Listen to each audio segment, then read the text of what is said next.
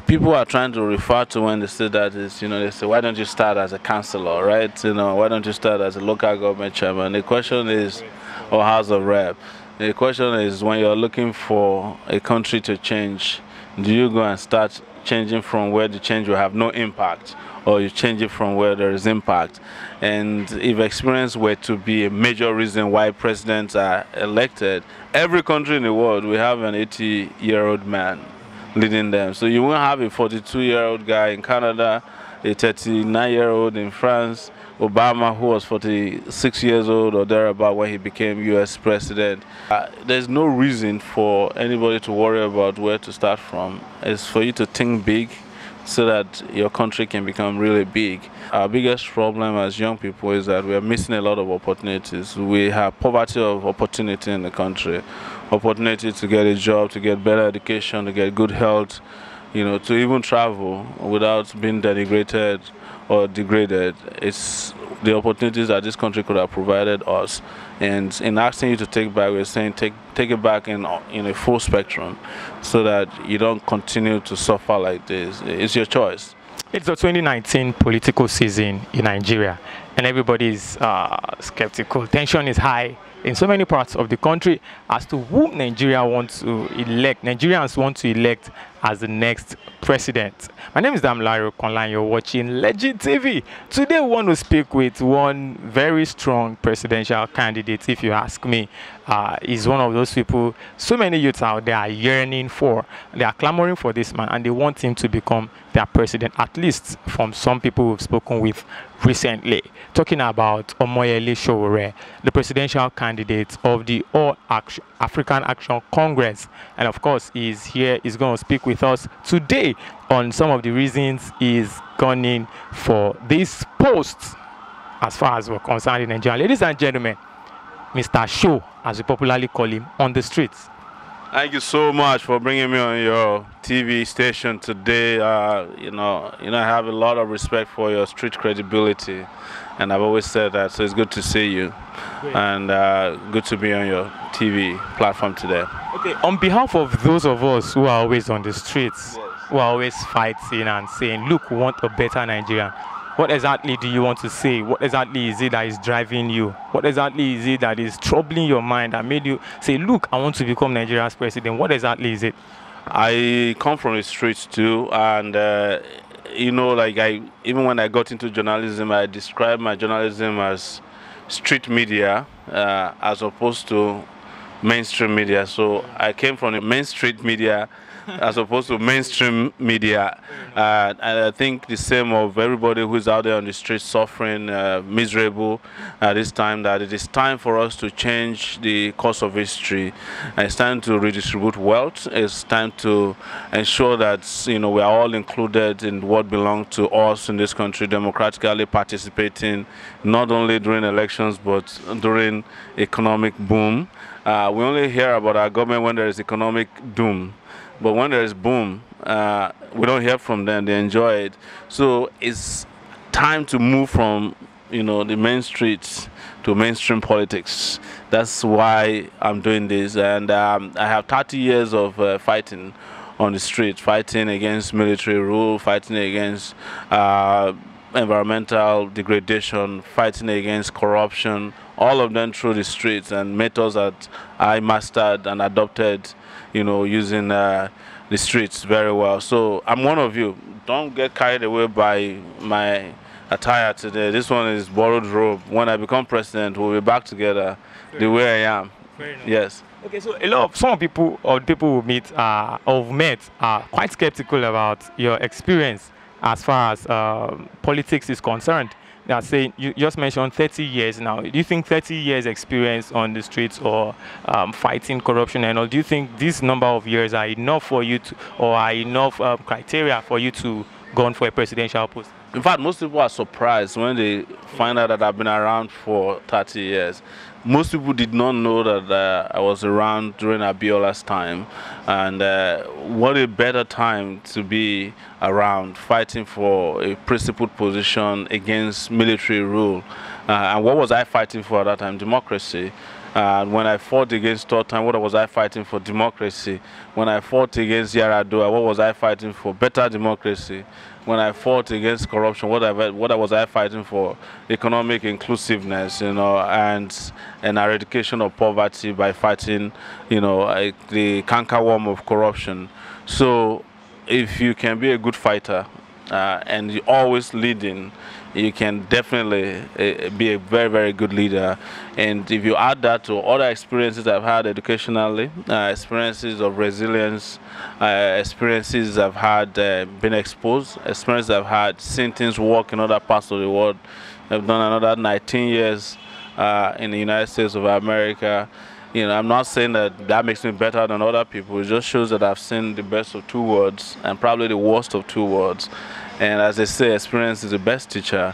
So the other people who you claim, or most people claim have experience, they don't have any experience. They only have the experience in stealing, in killings, in manipulation and deception. That is not the kind of experience that could uplift a nation. If it could, Nigeria would not be the way it is today, because we've had people that could be described as experienced men. And in fact, we've had now twice two former presidents before, and they messed up the country because the kind of experience they have is not the experience we need to progress. Okay, one would have thought that you probably take it from the grassroots as against starting from the very top. Why are you starting from the very top and not from the grassroots? I came from the grassroots. I've been uprooting the grasses of oppression for a long time. I've been there fighting with the people. What people are trying to refer to when they say that is, they say, why don't you start as a councillor, right? Why don't you start as a local government chairman? The question is, or House of Rep. The question is, when you're looking for a country to change, do you go and start changing from where the change will have no impact, or you change it from where there is impact? And if experience were to be a major reason why presidents are elected, every country in the world will have an 80-year-old man leading them. So you won't have a 42-year-old guy in Canada, a 39-year-old in France, Obama, who was 46 years old or thereabout when he became U.S. president. You won't have several presidents that are young, Croatia, everywhere in the world. They look for people with character, they look, for people with passion and zeal, and people who have courage to lead them. The leadership, of the presidential type is not the kind of thing you find in a CV. People choose their president based on their beliefs and convictions, and the convictions of the presidential material. And it's about competence, it's about character, it's about will, it's about passion, it's about courage. And that is why in South Africa, Mandela could become president of South Africa right from prison, because there's something about his character they needed to unite the country against apartheid at the time. That's why and Obama could become a president, even when they mostly described him as a community organizer. So, and there's no reason for anybody to worry about where to start from. It's for you to think big so that your country can become really big.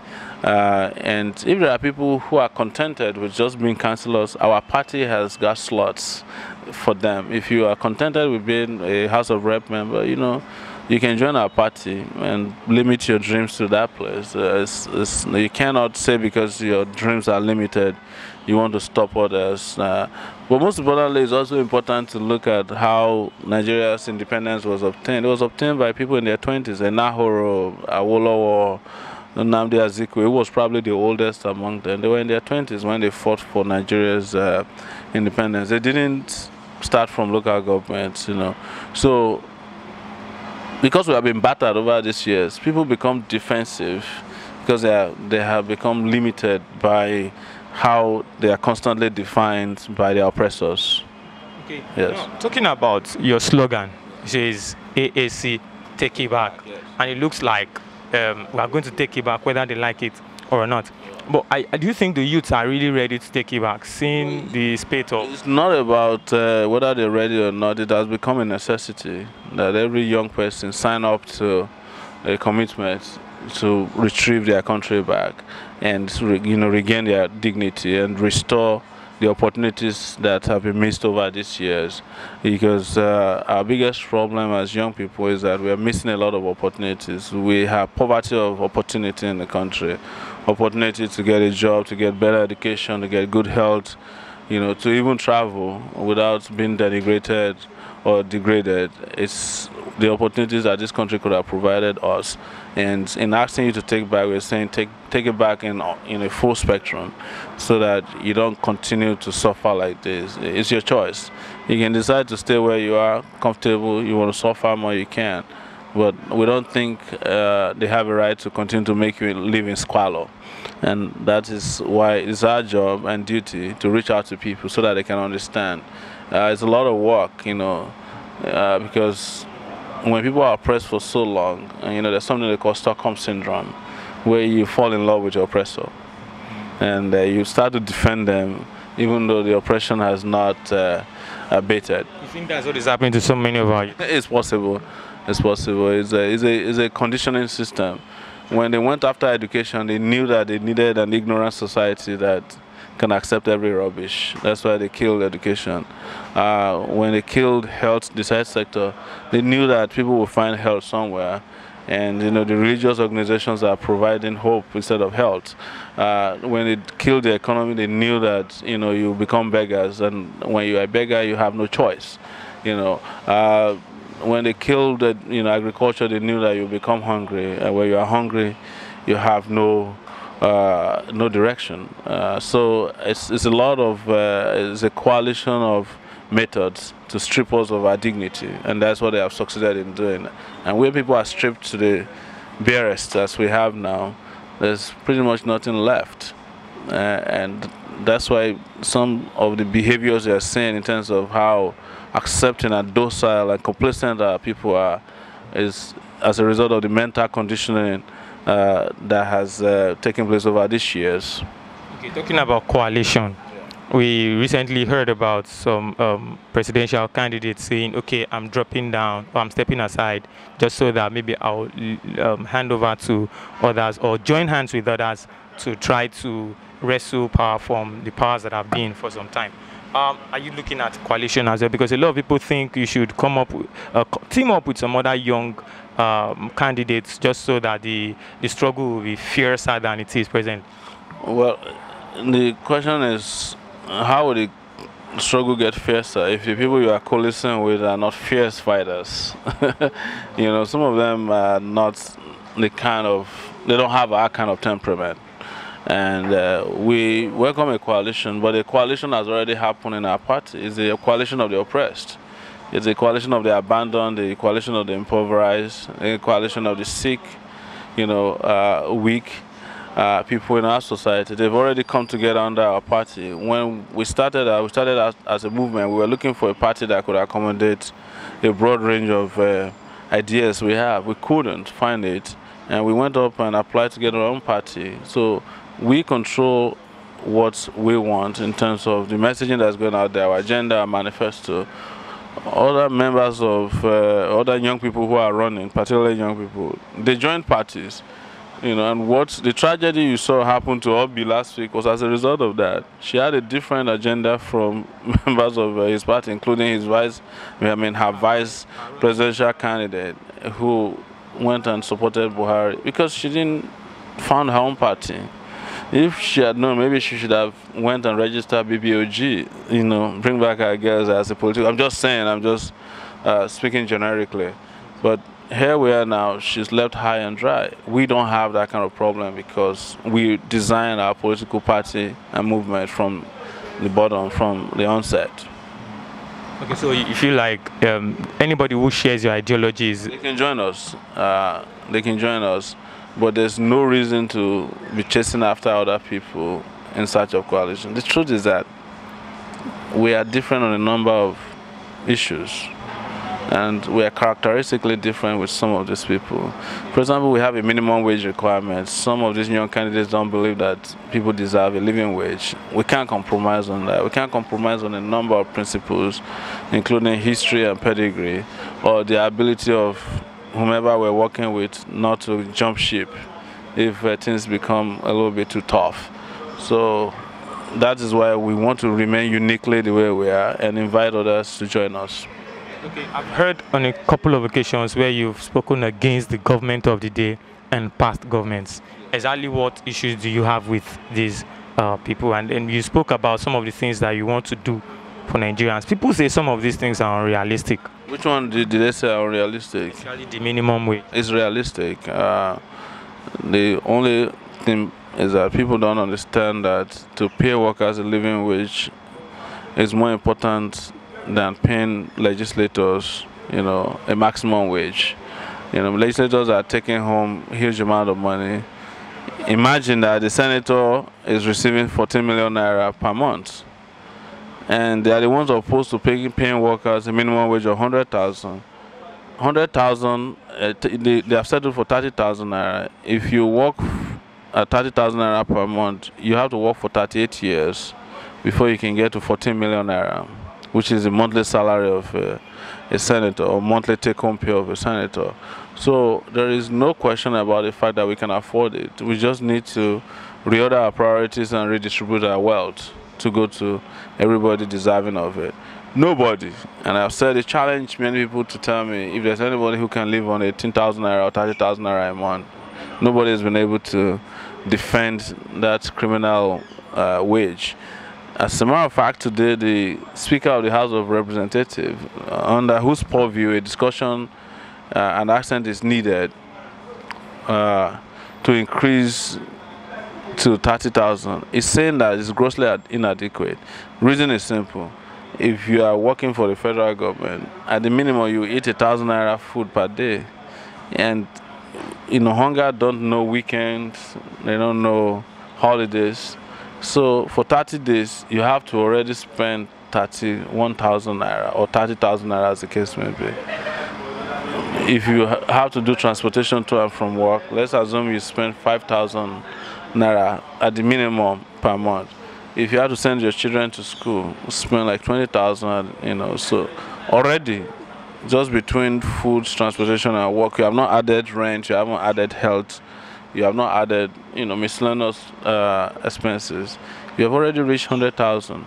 But if you do 100,000 minimum wage for workers, we can be talking about a non-inclusive mortgage system where workers can borrow 2 million naira, go and build their own homes wherever they want, and when they come back, they can pay 20,000 naira as a repayment of the mortgage loan on a monthly basis. They still have 80,000 naira. So, and when you pay workers living wage, you also prevent corruption, the kind of barefaced corruption that's happening because wages are just too small. But just so you understand that we're already getting there, the police salary has now reached 98,000 naira. That's the minimum wage of it. So somebody is probably listening to us and stealing our ideas. Yes. So the reality is that we're just delaying this unnecessarily. We shouldn't be talking about minimum wage at this time of 100,000. We should have surpassed that because South Africa is at $126,000, and our economy is bigger than that of South Africa because we are now at $500 billion annual GDP. So what is the percentage of that goes to wage? Less than maybe 1.5%. Okay, so people also have this perception of you as being proud, that when you attend maybe public functions or where you are supposed to speak about maybe politicians, that you come at them as someone who's proud. What do you think about it? No, I'm not proud. I'm a very humble person. I just happen not to believe in our own traditional way of subservience, where you see your oppressor and you don't like him and you pretend as if you like him, or out of fear you start to pay respect to people who don't deserve it. That is what people misinterpret as they call it arrogance. It's not, it's just confidence. And every young person needs to develop that attitude of being able to confidently address their oppressors or call them to order, call them out, because if everybody does that, they will conduct themselves better. Other than that, I'm in love with everybody and I respect both old and young people, but I don't have respect for elders who are destroying the country or who have destroyed the country.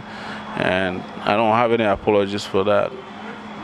Okay, between both of us here, between you and I, what are your chances of winning 2019 presidential election? 2 million votes from young people who have registered to vote. I hope you have your PVC. When you look at the pie chart from INEC, young people are almost 50% of the voters. If you cannot be young and reasonably go and vote for these old cargoes who have destroyed your country. So your only option is to vote for a younger, more vibrant, more courageous youth. It means that governance will shift from old people to young people. So even if you don't have a job today or you don't have a say in the country, with a Sowore presidency, you will be able to do so, because we will have no option than to go choose from the pool of young people who are very qualified, who have energy and stamina to make the country a better place, than to be going after old people who should have retired. So it's a broad opportunity for, engagement, inclusiveness and empowerment for young people. There's nothing else that can give you more power than to vote for someone who understands you better, who is likely to provide you a job, an opportunity, a chance at life than, or would you rather go for someone who don't care about you, doesn't even know who you are, who don't relate with your struggles? That's why it is different. And there are 22 million of them. And if you add our mothers to those, our parents who are suffering, the chances are very, very bright. So it's safe to say that you have 22 million assured voters already? That's the way I want to look at it. That's the way I want to look at it. I do not imagine that anybody in their right senses will vote for PDP or APC. It's the reason I said it on NTA when I was doing the candidates. The last question, I remember, I said, if you lose, would you consider? I said, if this election is free and fair, we possibly can lose it. So the question of concession won't even come in. You've traveled to so many parts of the world trying to talk to Nigerians there about the fact that you want to become the next president of the country. And some people are worried that you're speaking with Nigerians in diaspora more than the guys here. Like, are they the ones who vote? Or what exactly is it with Nigerians in diaspora? This is the first presidential run that recognized that Nigerians abroad are also part of the stakeholders in the Nigerian project, and that's why I did a lot of trips abroad. But we are unquestionably the only candidate or party that has traveled the most in this election cycle, having done over 34 states now. That is including in the Federal Capital Territory. Been to churches, schools, villages, been to towns, been to riverine areas, been on top of mountains. There's nothing to question about the coverage that we've had. Talking to Christians, Muslims, animists, we talk to everybody. We've been everywhere. We've been to places that you can't even imagine we possibly can go to. We just came back from Bauchi, Gombe. And you know how hard it is to travel on Nigerian roads. There are trips that lasted 7 to 8 hours, one shot. And we're here. It's plenty of energy. But people abroad are also part of the engine room of our economy. Over $50 billion sent home through money remittance. That is bigger than the earnings in oil every year. So we can't ignore them. They have relatives there. They have a stake in the Nigerian project. And we respect that. And everybody tries to do it, but they can't do it as good as we do it because they don't have the network and the acceptance. Okay, about sponsorship now, some of the opinion that you have some godfathers somewhere. I don't have any godfathers. We're raising money publicly and transparently. We using even innovative ways of raising money. GoFundMe, we've raised almost $140,000 on GoFundMe. We have a local account that's raised over 59 million naira. And whereas this is not enough, but it's adequate to do what we want to do. What if you lose this election? We can't lose because nobody should reasonably or can reasonably vote for in this failed political establishment and you can see that they are falling apart. They can't campaign, and they don't go out to do interviews like this because they have nothing to talk about. There's no substance to what they want to do. There's no substance to what they did before, and they have no history that can back up anything that they claim they want to do now. So it's just appealing to young people to take the bull by the horn. Make this time a memorable time in our life, and let it be a revolutionary endeavor. Do something that's never been done before.